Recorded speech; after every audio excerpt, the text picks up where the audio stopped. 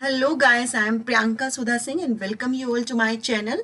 सो आज हम पढ़ने वाले हैं प्रेपोजिशंस इन वर्सेस एट। कब आपको इन यूज करना है, कब एट यूज करना है, मॉर्निंग से लेकर नाइट तक के डिफरेंट टाइमिंग्स में आपको कब क्या यूज करना है। मैं आपको बता दूं, मॉर्निंग, आफ्टरनून और इवनिंग तीनों में आपको इन द का यूज करना होता है, बट जब आप बात करते हो नाइट की तो वहां पर आपको एट यूज करना होता है। नाइट में आप इन द यूज करेंगे तो वो इनकरेक्ट हो जाएगा। ऑलराइट, चलिए नेक्स्ट देख लेते हैं।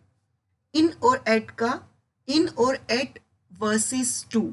इन और एट का कब यूज करना है और टू का कब यूज करना है, कब, जब स्पेशली बात हो रही हो अराइवल्स की। राइट, जब आप जर्नी की बात करते हो तब यूज करते हैं to. I am going to Tasmania. Right, but जब आप डेस्टिनेशन पर पहुंच जाते हो तो तब आप यूज करते हैं इन। राइट, लेकिन यहाँ पर भी एक चीज समझने वाली है कि अगर आपकी जो डेस्टिनेशन है वो कोई बड़ा सिटी है, कोई बिग कंट्री है, कोई लार्ज एरिया है, तब आप इनका यूज करते हैं। वहीं पर जब आप डेस्टिनेशन पर पहुंचने की बात करते हैं बट जो प्लेस है वो छोटा है, राइट, जैसे कि एग्जाम्पल देखिए, he arrived at the restaurant 5 minutes late. तो यहाँ पर एट यूज किया रेस्टोरेंट के साथ, क्यों? क्योंकि यहाँ पर देखिए स्पेसिफिक प्लेसेस, बट कैसे थोड़े छोटे, जैसे कि लाइब्रेरी, बार या फिर किसी का घर, तो उसके लिए आप एट यूज करते हैं। राइट, अगर आप बात करते हो सिटीज, कंट्रीज या फिर दूसरे लार्ज एरियाज की तो वहां पर इनका यूज करते हैं। ऑलराइट, चलिए नेक्स्ट देख लेते हैं। जब बात करते हैं एट, ओन और इनकी, टाइम, डेज और मंथ्स, साथ में ईयर, कब हमें एट यूज करना है, कब ओन कब इन, तो इसमें समझने वाली बात यह है कि जब when it refers to a time or date, we use different prepositions depending on the situation. If you are talking about a time of day, then the correct term is at. Right, for example, the party starts at 9 p.m. जब time की बात हो रही है, particular time की बात हो रही है, तब यूज करते हैं एट।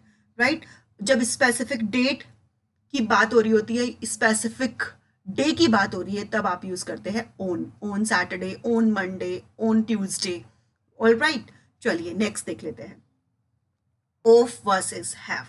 देखिए, कई बार क्या होता है, एक बहुत कॉमन मिस्टेक है जो लाइक बहुत सारे लोग करते हैं, जैसे कि I should of gone to bed earlier. ये बिल्कुल रॉन्ग है, it is totally wrong.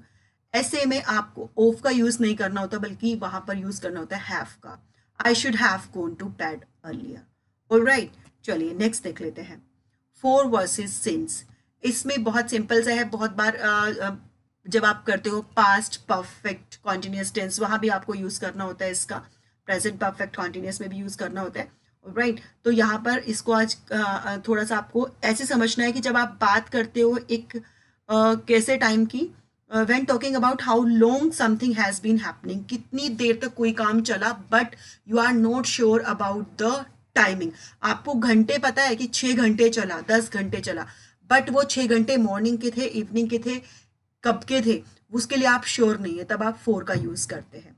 Right, और जब आप बिल्कुल श्योर होते हैं, बिल्कुल फिक्स्ड उस पॉइंट पे, या फिर आप बिल्कुल पर्टिकुलर आपको पता होता है कि किस पर्टिकुलर टाइम पे, किस स्पेसिफिक टाइम पे जो है काम हुआ है, तब आप यूज करते हैं सिंस। जैसे देखिए, I have been writing since breakfast.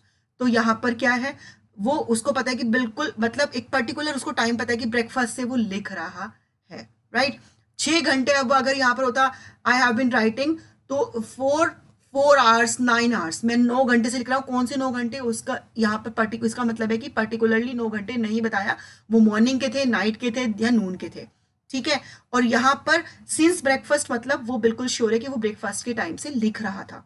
ठीक है, तो जब आपको आवर्स तो पता होते हैं बट वो पर्टिकुलर टाइम, बिल्कुल फिक्स्ड टाइम नहीं पता होता, तब आप इसको ऐसे समझिए कि जब आप श्योर हैं, बिल्कुल डेफिनेट टाइम है, तब आप सिंस का यूज करते हैं। जब इनडेफिनेट टाइम है, आवर्स आपको पता है बट पर्टिकुलर टाइम नहीं पता, राइट, तब आप यूज करते हैं फोर का।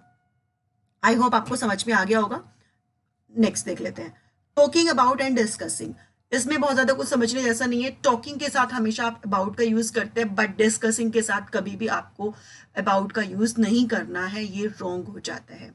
ऑलराइट, आई होप आपको समझ में आ गया होगा। अगर आपको समझ में आ गया है तो do like, share and subscribe. Bye bye.